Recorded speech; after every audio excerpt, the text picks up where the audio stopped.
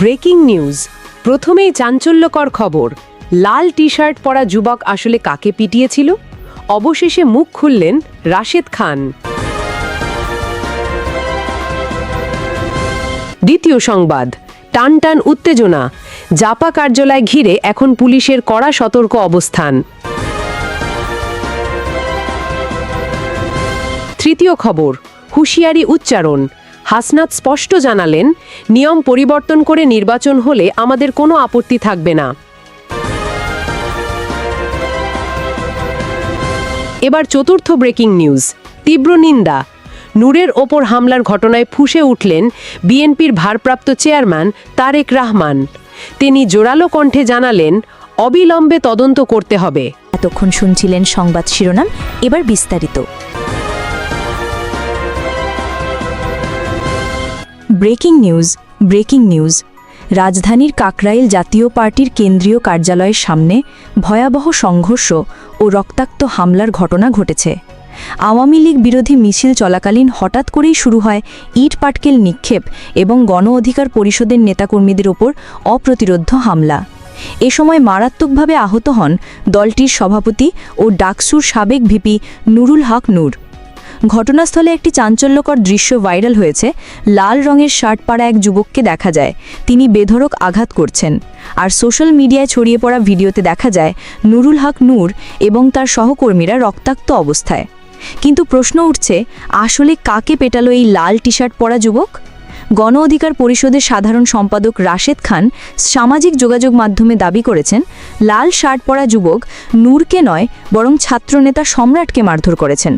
তিনি স্পষ্ট করে বলেন, এই লাল শার্ট পরা লোকটিকে অজুহাত বানিয়ে নুরুল হক নূরের ওপর হামলাকে বৈধতা দেওয়া যাবে না। রাশেদ খান আরও অভিযোগ করেন, শুধু লাল শার্ট পরা যুবক নয়, সেনাবাহিনীর সদস্যরা সরাসরি নুরুল হক নূরের ওপর হামলা চালিয়েছে। এমনকি তাদের কার্যালয়ে ঢুকে বাথরুম পর্যন্ত ভেঙে নেতাকর্মীদের রক্তাক্ত করা হয়েছে। এদিকে পুলিশের পক্ষ থেকেও এসেছে গুরুত্বপূর্ণ তথ্য। ঢাকা মহানগর পুলিশের রমনা বিভাগের অতিরিক্ত উপপুলিশ কমিশনার মীর আসাদুজ্জামান জানিয়েছেন, ভিডিওতে দেখা সেই যুবককে এক পর্যায়ে আটক করা হলেও পরে ছেড়ে দেওয়া হয়েছে, তবে এখন তাকে শনাক্ত করার চেষ্টা চলছে। সোশ্যাল মিডিয়ায় এই ঘটনার ভিডিও ছড়িয়ে পড়ার পর জনমনে দেখা দিয়েছে তীব্র প্রতিক্রিয়া। অনেকেই প্রশ্ন তুলেছেন, একজন হামলাকারী আটক হওয়ার পরও কিভাবে ছেড়ে দেওয়া হলো? আরেক দল বলছেন, এটা পূর্ব পরিকল্পিত হামলা। ঘটনাস্থলে সেনাবাহিনী, পুলিশসহ বিপুল সংখ্যক আইন শৃঙ্খলা রক্ষাকারী বাহিনী উপস্থিত থাকলেও পরিস্থিতি নিয়ন্ত্রণে আনতে সময় লেগেছে দীর্ঘক্ষণ। রাত ৯টা পর্যন্ত চলে ধাপে ধাপে ইটপাটকেল নিক্ষেপ ও ধাওয়া পাল্টা ধাওয়া। পার্থিক জাগিস্ট্রানা বলছেন, এই ঘটনা বাংলাদেশের রাজনৈতিক অঙ্গনে অস্থিতিশীলতা আরও বাড়িয়ে দেবে, কারণ এখানে শুধু প্রতিপক্ষের দ্বন্দ্ব নয়, আইন শৃঙ্খলা বাহিনীর ভূমিকা নিয়েও বড় প্রশ্ন উঠেছে। তাহলে আসল সত্য কি? কে এই লাল শার্ট পরা যুবক? সে কি কেবল একজন ভাড়াটে হামলাকারী, নাকি এর পিছনে আছে আরও গভীর ষড়যন্ত্র? তদন্ত চলছে, আর গোটা জাতি এখন অপেক্ষায় কবে বের হবে এই নৃশংস হামলার পূর্ণাঙ্গ সত্য। আপনি শুনছিলেন রাজধানীর কাকরাইল সংঘর্ষে লাল টি শার্ট পরা যুবকের রহস্য ঘিরে আমাদের বিশেষ ব্রেকিং নিউজ। আরও খবরের জন্য সঙ্গে থাকুন। Breaking news. জাতীয় পার্টির কেন্দ্রীয় কার্যালয় ঘিরে পুলিশ এখন সর্বোচ্চ সতর্ক অবস্থানে। শুক্রবার রাতে গণ অধিকার পরিষদের সঙ্গে ভয়াবহ সংঘর্ষের পর থেকেই বিজয়নগরে পুলিশের কড়া অবস্থান দেখা যাচ্ছে। শনিবার বেলা 11:30টায় সরজমিনে দেখা গেছে কার্যালয়ের সামনে বিপুল সংখ্যক পুলিশ মোতায়েন রয়েছে। অপরিচিত কাউকে দেখলেই চলছে জিজ্ঞাসাবাদ। রমনা থানার ওসি গোলাম ফারুক জানিয়েছেন, শুক্রবার সন্ধে থেকেই পুলিশ সার্বক্ষণিক দায়িত্ব পালন করছে, যাতে নতুন করে আর কোনো সংঘর্ষ না ঘটে। তবে শুক্রবার রাত 10টার পর থেকে সেখানে সেনাবাহিনীর উপস্থিতি আর নেই। ঘটনাটি শুরু হয় শুক্রবার রাত 9:30টার দিকে জাতীয় পার্টি কার্যালয়ের সামনে পাল্টাপাল্টি ধাওয়া আর ইটপাটকেল নিক্ষেপের মধ্য দিয়ে। এতে গুরুতর আহত হন গণ অধিকার পরিষদের সভাপতি ডাকসুর সাবেক ভিপি নুরুল হক নূর। প্রত্যক্ষদর্শীরা জানিয়েছেন, রক্তাক্ত অবস্থায় নূরকে দ্রুত উদ্ধার করে তার সহযোগীরা হাসপাতালে পাঠান। সামাজিক যোগাযোগ মাধ্যমে ভাইরাল হওয়া ভিডিওতে দেখা গেছে, নূরের মুখ থেকে বুক পর্যন্ত রক্তে ভেসে গেছে, এমনকি তার নাক ফেটে গেছে। তাকে দ্রুত স্ট্রেচারে করে নেওয়া হয় ঢাকা মেডিকেল কলেজ হাসপাতালে। বর্তমানে তিনি চিকিৎসাধীন নিবিড় পরিচর্যা কেন্দ্রে আইসিইউতে। বিজয়নগর ঘিরেও এখনও উত্তেজনা বিরাজ করছে।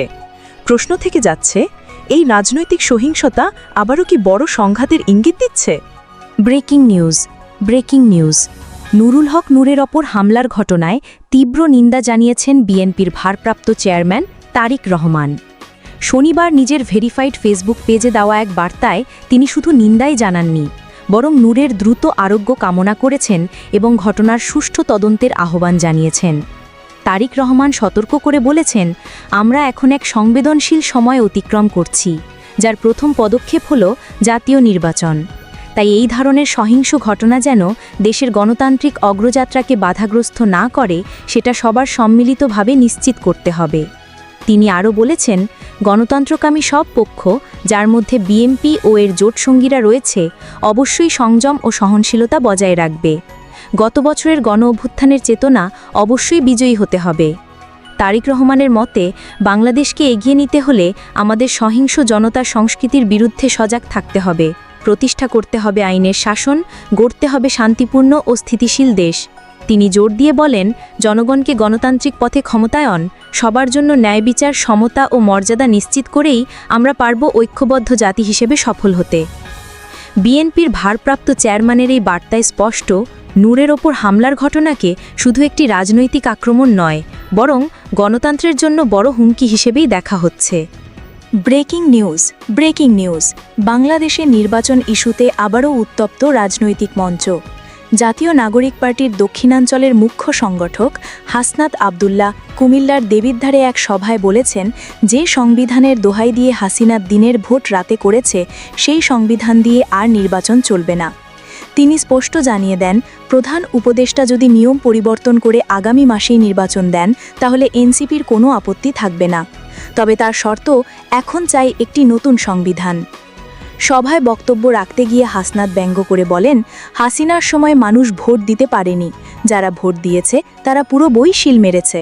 আবার অনেক মরা মানুষও নাকি কবর থেকে উঠে এসে ভোট দিয়েছে। তিনি আরও অভিযোগ করেন, ওই নির্বাচনী খেলায় আওয়ামী লীগের পক্ষে রেফারিও গোল দিয়েছে, ওসি ভোট গেটেছে, আর ইউএনও সেই ফলাফল ঘোষণা করেছে। তাই হাসনাদের ঘোষণা, এমন নির্বাচন আর মেনে নেওয়া হবে না। এক পর্যায়ে উদাহরণ টেনে তিনি বলেন, বাড়িঘরে যদি চুরি হয়, শুধু দারোয়ান পরিবর্তন করলে হবে না, দরজা জানালাও ঠিক করতে হবে। একইভাবে বাংলাদেশের নির্বাচনী ব্যবস্থার ভাঙা দরজা জানালা মেরামত করতে হবে, শুধু 5 বছর পর পর দারোয়ান বদলালেই হবে না।